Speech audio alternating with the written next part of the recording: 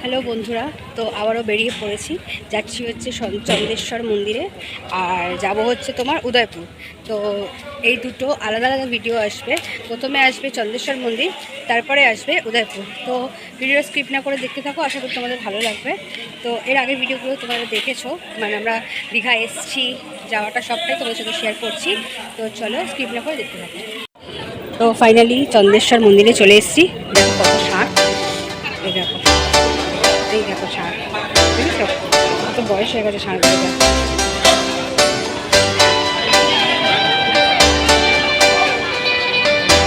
চলো আর একটা জিনিস দেখাচ্ছি তোমাদের।